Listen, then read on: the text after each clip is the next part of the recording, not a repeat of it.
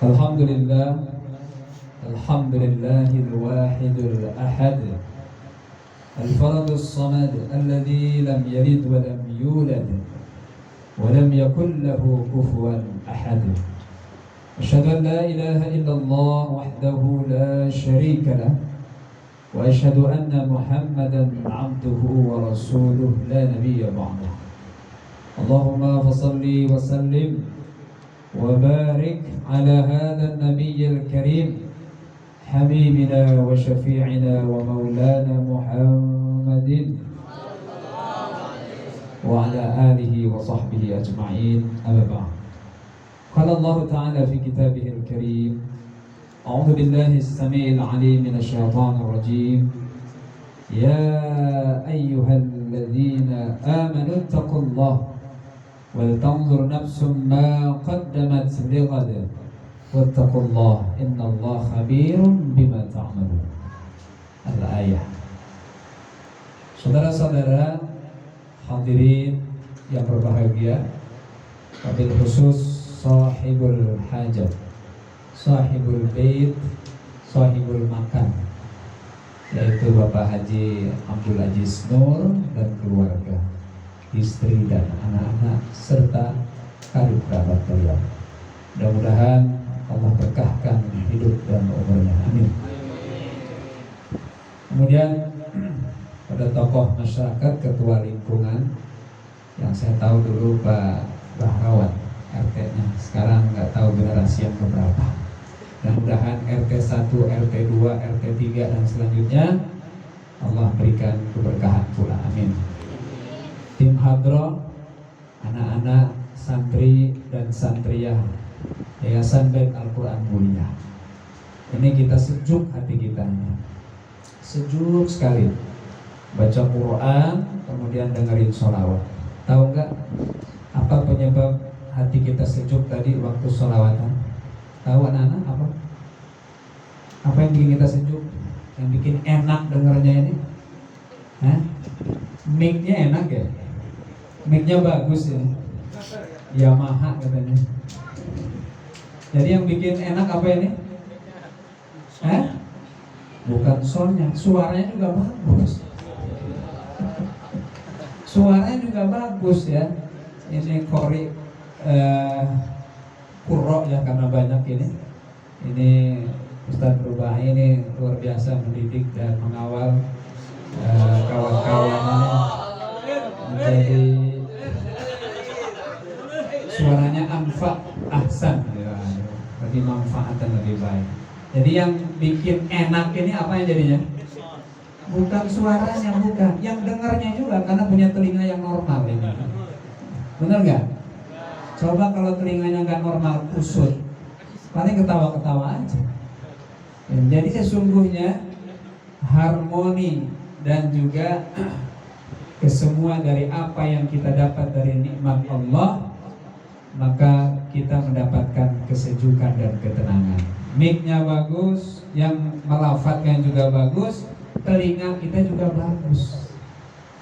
Maka dalam banyak ayat Allah akan minta pertanggungjawaban kepada kita tentang telinga yang kita miliki, dan juga mata yang kita dapati, dan juga lisan yang Allah anugerahi. Ya, inna sam'a wal absara wal af'idah qalilan ma tashkurun. Dalam ayat yang lain, inna sam'a wal basara wal af'ida kullu ulaika kana anhu mas'ula, ditanya itu pendengaran kita, penglihatan kita. Saya jujur menikmati kebersamaan dalam sholawat dan majlis yang mulia ini. Saudara-saudara, Bapak Ibu, anak-anak semuanya yang berbahagia, segala puji bagi Allah, salam dan sholawat kepada Rasulullah Muhammad Sallallahu Alaihi Wasallam. Warga Vilas yang saya ingat betul beberapa tahun yang lalu, katanya masih Bahrawan ya, hening, kemudian tenang, dan belum terlalu akrab di antara warga, tapi hari ini dengan majelis yang sederhana namun penuh berkah ini, maka terjalin keharmonisan dan keakraban di antara warga. Maka yang menjadi asbab terjadinya acara ini dan yang menghidupkan serta yang menghadiri, mudah-mudahan ada catatannya masing-masing di sisi Allah Subhanahu wa ta'ala. Bulan ini adalah bulan Rajab, sebagaimana digaung-gaungkan dan juga dilantunkan doanya tadi, bahwa ini adalah bulan yang spesial. Kenapa spesial? Karena Rajab adalah salah satu bulan haram dari 4 bulan haram. Inna iddatash syuhuri 'indallahi 12 syahran fi kitabillah yawma khalaqas samawati wal ardh minha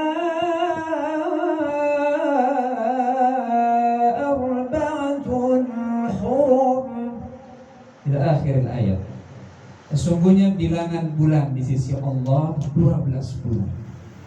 Hari di mana Allah menciptakan langit dan bumi, di antara 12 itu ada 4 bulan yang disebut dengan bulan haram. Apa makna haram? Haram artinya dihormati. Haram artinya dimuliakan. Haram artinya tidak boleh melakukan kezaliman dan selanjutnya. Bulan apakah itu yang disebut dengan 4 bulan haram? Kata Rasulullah, "Thalathah mutawaliyah." Yang 3 berurutan, dan yang 1 baina Jumada wa Sya'ban. Yang 1 lagi diapit oleh 2 bulan, yaitu Jumadil Akhir dan Sya'ban. Siapakah yang 3 itu? Apakah yang 3 itu? Yaitu bulan ke-11, bulan ke-12 dan bulan 1, yaitu apa? Dzulqa'dah, Dzulhijjah, Muharram. Apakah yang diapit oleh Jumadil Akhir dan Sya'ban? Dialah bulan Rajab yang hari ini kita berada di dalamnya. Masya Allah, Pak Aziz pintar cari momentum, cari waktu di mana kebaikan dilipat gandakan, demikian juga kezaliman diharamkan. Beliau bersyukur bahwa masih bisa bertemu dengan bulan Rajab sebagai bulan pengingat. Nanti ketemu Sya'ban, bulan penguat, dan ketemu bulan Ramadan, bulan hakikat. Jadi bulan ini, bulan Rajab ini bulan pengingat bahwa 2 bulan lagi kita akan ketemu dengan bulan hakikat, yaitu Ramadan. Maka selanjutnya bulan ini disebut dengan Syahrullah, bulannya Allah. Sementara Sya'ban Syahrul Rasulillah, sementara Ramadan adalah Syahrul Ummati Rasulillah.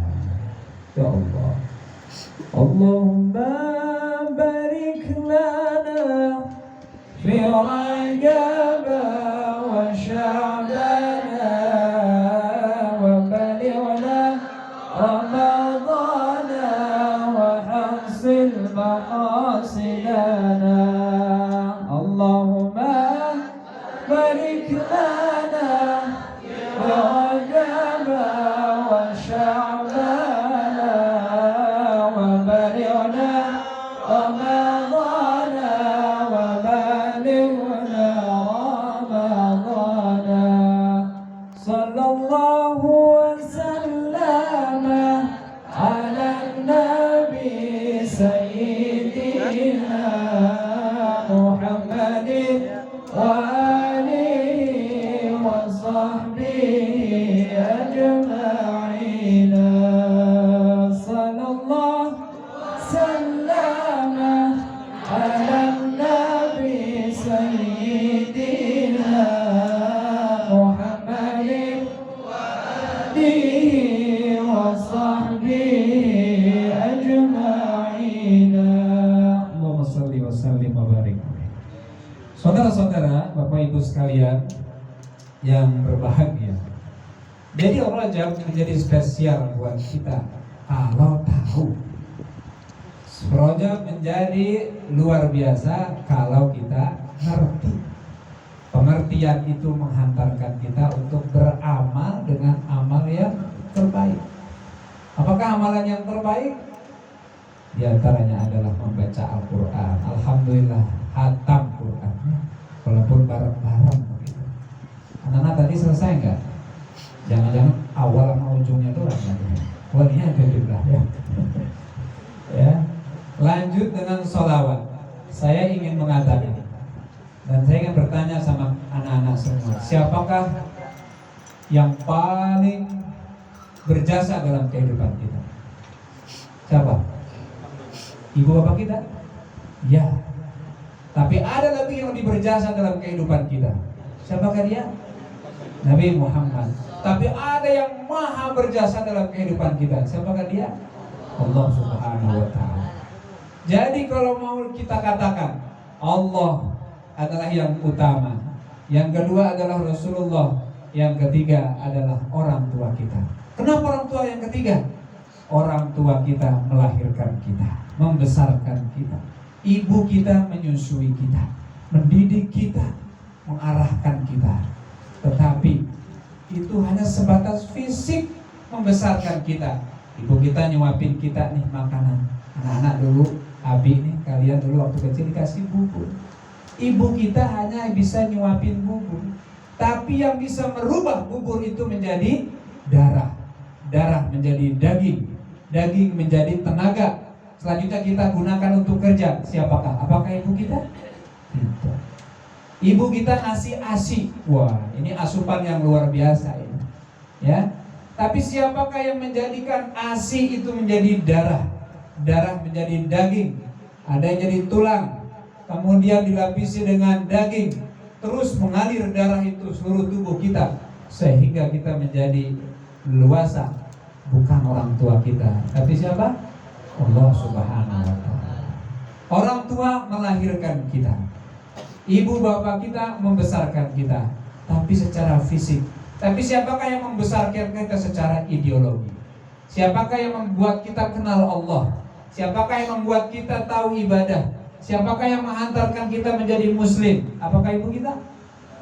Ibu kita dari gurunya. Gurunya dari gurunya. Gurunya dari gurunya. Gurunya terus ke gurunya. Dan ketemu dengan maha guru. Dialah Rasulullah Muhammad Sallallahu alaihi wa alihi wasallam. Maka ada hadis yang luar biasa. Salasun man kunna wajada fi halawatul iman. Ada 3 hal yang kalian akan merasakan nikmatnya iman. Satu diantaranya adalah ayyakuna Allah wa rasulah habba ilaihi mimma siwa. Kalau kita ingin merasakan nikmatnya iman, maka hendaknya Allah dan Rasulnya lebih kau cintai daripada yang lainnya, termasuk orang tua kita. Dua-duanya nih kita hadirkan bersama di majlis yang baik ini. Baca Quran adalah media untuk kita berdialog dengan Allah. Sebagaimana hadis Rasul, man arada ay yatakallama ma'allah falyaqra al-Quran. Siapa yang pengen berdialog, ngobrol, chatting kalau bahasa anak sekarang. Chatting, mau ngobrol nih sama Allah, bacalah Al-Quran. Bacalah Al-Quran. Saya kemarin umroh, baru pulang semalam, ketemu orang Mesir baca Quran. Ya, saya baca Quran di samping saya ada juga orang Indonesia. Saya baca Quran, orang Mesir angguk-anggukan kepala. Dia nangis. Apa kata dia? Orang Indonesia bagus juga ya bacaannya. Dalam hati ngeledek juga nih orangnya. Pikiran orang Arab aja yang bagus apa? Iya. Selanjutnya dia kagum-kagum, lagi tuh nangis dia. Karena bacaan yang dikeraskan, mungkin kena nih ayatnya. Saya sampai lupa apa yang dibaca, apakah tentang surga atau neraka. Nangis nih. Nangis nih orang Mesir. Udah gitu gantian nih, orang Mesir mau keluar, mau ke toilet. Terus dia bawa Quran. Saya agak repot, saya kasih ke teman orang Indonesia. Megang Quran, nangis nih. Saya bilang, kenapa nangis Pak? Nggak bisa baca. Astagfirullahaladzim. Nggak bisa baca. Maka PR buat kita. Hari ini di mana segala fasilitas bisa diberikan, didapatkan, banyak cara untuk kita bisa membaca Quran, maka gunakan ini sebaiknya untuk kita bisa berdialog dengan Allah Subhanahu wa Ta'ala. Nah itu. Yang kedua sholawat. Ya Allah, kalau udah ya Nabi salam alaika, ya Rasul salam, kerasa Pak, kerasa. Kenapa? Rasul itu nggak pernah mati, ruh beliau tetap hidup. Apa yang dikatakan oleh Allah dalam Al-Quran, wala taqulu liman yuqtalu fi sabilillahi amwat bal ahya walakin la tash'urun. Jangan kau mengira orang yang meninggal di jalan Allah itu mati, bahkan mereka hidup, tapi kalian tidak bisa merasakan. Itu ayat Quran. Siapakah yang tetap hidup? Ruhnya walau jasadnya tak terlihat, tentu sayyidus syuhada, penghulunya syuhada. Dia adalah Rasulullah Muhammad Sallallahu Alaihi Wasallam, yang lewat lisannya beliau mengatakan, ma min ahadin yusallimu alayya salatan illa raddallahu ruhi hatta arudahu salam. Tidaklah seseorang menyampaikan salawat kepadaku kecuali Allah izinkan ruhku kembali dan menjawab salam umatku. Ya Allah, kalau kita coba buka hati kita, ya, buka untuk didatangi Rasulullah, maka hadirlah Rasulullah. Hadirlah Rasulullah. Tidak ada hadis yang utama yang saya dapati tentang Rasulullah hadir dalam diri kita kecuali hadis yang berbunyi, man ra'a fil manami faqad ra'ani haqqan. Man ra'ani fil manam faqad ra'ani haqqan. Siapa yang bermimpi bertemu dengan aku, sungguh ia betul-betul bertemu dengan aku. Fa inna syaitan la yatamatsalu bi. Karena setan tidak sanggup menyerupai wujud. Mudah-mudahan ini sholawat yang bisa merasuk ke dalam hati, ya, terasa di dalam qalbu kita, nanti malam pada mimpi ketemu Nabi. Amin. Iya, tetap cuma harus ada penghayatan dan buka diri kita, buka qalbu kita untuk didatangi Rasulullah. Kan gitu. Sampai ada kalimat ahlan wa sahlan bin nabi, ahlan wa sahlan bin nabi, ahlan wa sahlan bin nabi, khairil anami arabi, khairil anami arabi. Apa makna kalimat itu? Ahlan wa sahlan bin Nabi, selamat datang ya Rasulullah. Hadirlah dalam dirimu. Kau adalah sebaik-baiknya makhluk dari alam, bangsa Quraisy. Jadi kita dulu yang buka qalbunya ini. Kalau kita biasa-biasa saja, ya demikian juga. Tapi kalau kita berharap dan mempersilahkan menghadirkan Rasul dalam diri kita, insya Allah Rasul hadir. Insya Allah. Anak-anak, bapak-bapak, ibu-ibu, semuanya yang hadir pada malam hari ini, berkumpullah kebaikan pada malam hari ini, berhimpun kebaikan pada hari ini. Kalau ada kebaikan berhimpun, ada kesolehan berkumpul, maka insya Allah terangkat doa-doa kita. Saya ingin mengatakan begini, kenapa Raudhah itu disebut tempat yang mustajab? Ya, Raudhah itu taman surga yang di Madinah. Mas Farid baru pulang umroh juga kemarin. Menggetar kalau udah berdoa di Raudhah. Kenapa Raudhah dikatakan sebagai tempat mustajab? Jawaban rasionalnya adalah disitulah berkumpul kebaikan, dan disitu pula orang baik berada dan tinggal. Siapakah yang manusia yang paling baik? Khairul bariyah Rasulullah. Di Raudhah itulah Rasul ngaji, Rasul doa, Rasul ngajar, Rasul i'tikaf, Rasul sholat. Manusia terbaik ada di situ, maka jadilah Raudhah tempat yang terbaik. Kenapa multazam yang di Mekah? Ini Pak Ajis yang sering sana. Kenapa multazam Kenapa Maqam Ibrahim? Kenapa Rukun Hajar Aswad, Rukun Yamani, Hijr Ismail adalah tempat yang mustajab? Jawaban rasionalnya sama. Karena disitulah berkumpul kebaikan, disitulah berkumpul ketaatan, disitulah puji-pujian diucapkan, disitulah kalimat tahmid, takbir, tahlil, sholawat dan doa dilafadzkan. Dan itu tidak pernah berhenti. Setiap saat, setiap waktu, setiap detik nggak pernah berhenti. Kalau berhenti tawaf berarti tidak ada lagi dipertahankan dunia ini kecuali menghancurkannya. Kan begitu. Dan dalam riwayat dikatakan bahwa ini menjadi semacam kekuatan doa. Ibarat kalau angin, kalau sepoi-sepoi, apa yang dirasakan, Pak? Adem aja kan? Ya, kalau angin ini lama-lama masuk angin ini. Angin kalau sepoi-sepoi adem, tapi kalau angin sudah berkumpul, selanjutnya disebut dengan angin apa? Puting beliung ya. Ini namanya kurang ini banget gitu. Angin puting beliung. Kalau di barat kan bagus tuh, Gustav gitu ya. Apalagi tornado gitu. Apalagi Katrina, cakep-cakep ya, Mbak ya. Giliran di kita angin, ya Allah. Bisa diganti gak tuh, Bang? Angin kalau udah berkumpul, berhimpun di satu tempat, menjadi kekuatan, rumah bisa hancur, genteng bisa hancur, satu kampung bisa rata dengan tanah. Itu kalau berhimpun angin. Bagaimana kalau berhimpun doa? Bagaimana kalau berkumpulnya ketaatan? Maka pasti akan meluncur ke atas, tembus ke aras. Dan di sanalah kata Rasulullah, ada satu tempat di mana malaikat pun juga bertawaf, berkumpul. Namanya itu adalah apa namanya? Alam? Siapa yang tahu? Baitul Ma'mur.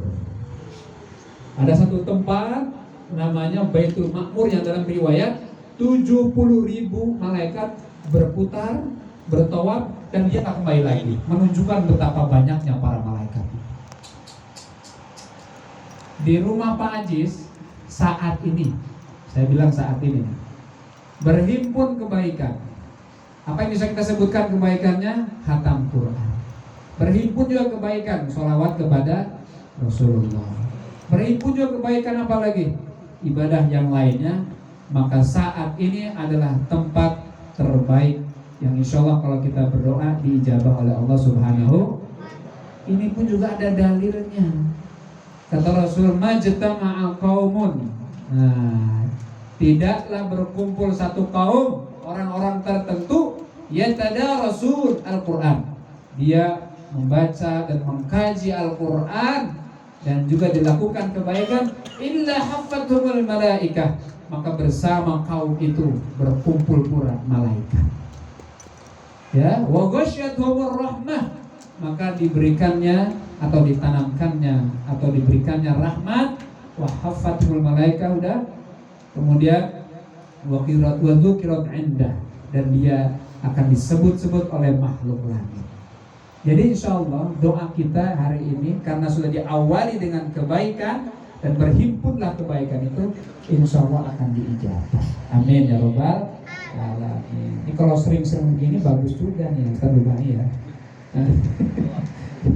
Makanya mungkin terlalu besar, mungkin terlalu ribet bikin acara seperti ini. Maka jangan khawatir, Rasul pun pernah mengatakan sebaik-baiknya rumah adalah rumah yang di dalamnya dibacain Al-Quran. Itu kebaikan yang utama itu. Jadi Quran itu memang menjadi bacaan harian. Jangan hatam-hataman. Setelah hatam satu hari, sebulan gak baca.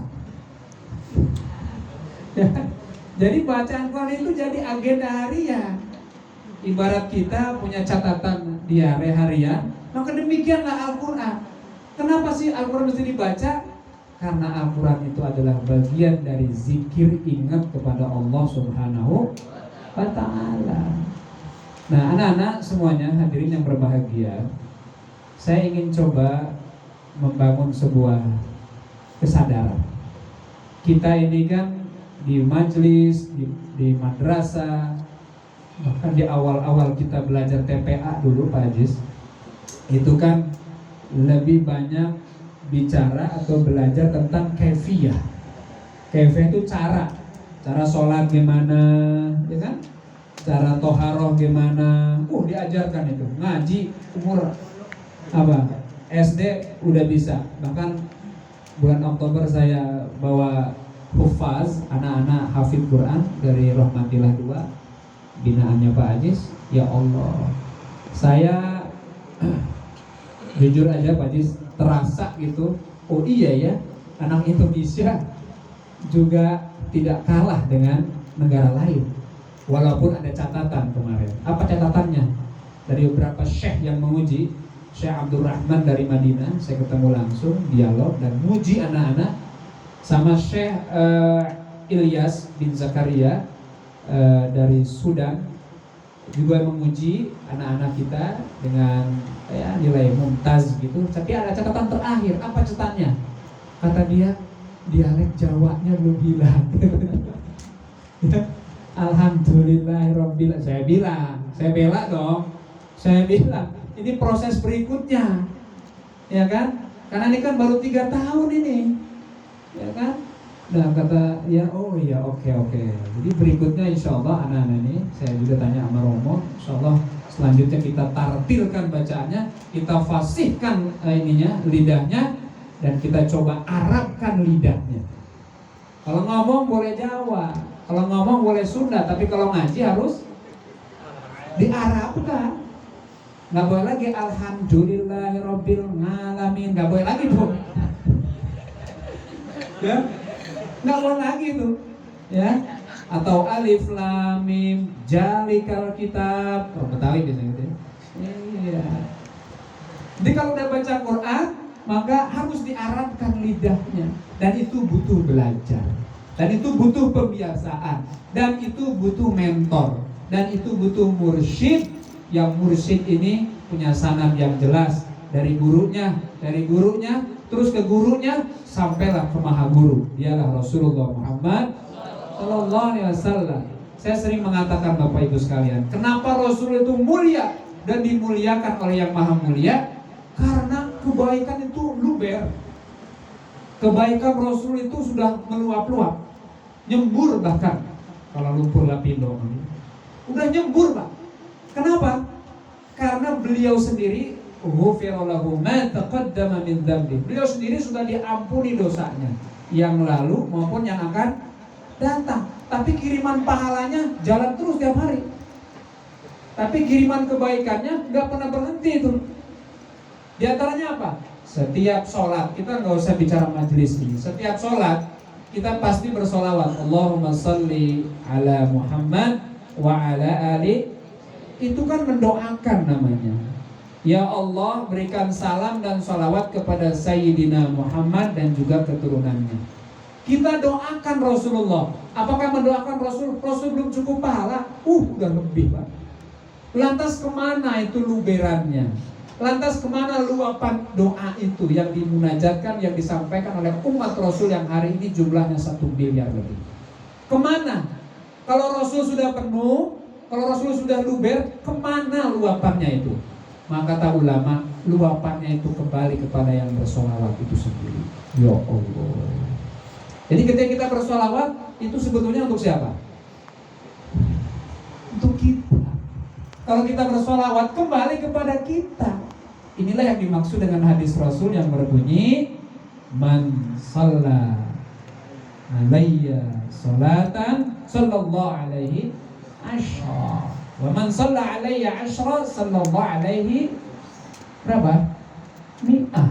Wa man shalla alayya mi'ata marrah sallallahu alaihi alfa marrah, wa man shalla alayya alfa marrah faqad wajabat alaihi syafa'at. Siapa yang bersolawat kepadaku sekali, Allah kasih dia 10 rahmat. Tuh. Kita solawat ke Rasul sekali, kita yang solawat dikasih 10 rahmat. 10 solawat kita baca, 100 rahmat diberikan. 100 solawat kita baca, 1000 rahmat kita dapat.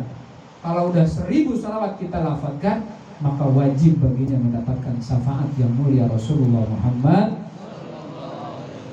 Karena hakikat kita bersolawat itu kembali kepada kita. Ada omongan, ada tuduhan, itu Rasul didoain terus ya, berarti dia belum selamat dong. Kalau dia belum selamat, Ngapain kita ngikutin yang belum jelas keselamatannya? Nah ini konklusi yang salah ya. Pemahaman yang sesat. Karena yang ngomong gak paham. Pas saya lihat siapa sih yang ngomong? Oh, bukan orang pesantren, bukan orang ngaji, rupanya belum Islam. Oh ya sudah, maklumi aja. Dimaklumi aja. Saudara-saudara yang berbahagia. Jadi malam ini berhimpun kebaikan. Dan insya Allah Rajab yang hari ini kita ada, dengan rahmat Allah kita sampai. Dan insya Allah 2 bulan ke depan kita akan sampai ke hakikat perjuangan umat Rasulullah. Insya Allah umur kita sampai ke sana. Amin. Maka perbanyak ibadah di bulan Rajab. Kalau yang senang puasa silakan puasa. Ya, puasa 3 hari sebulan. Enteng itu. Naikin lagi puasa Senin, Kamis.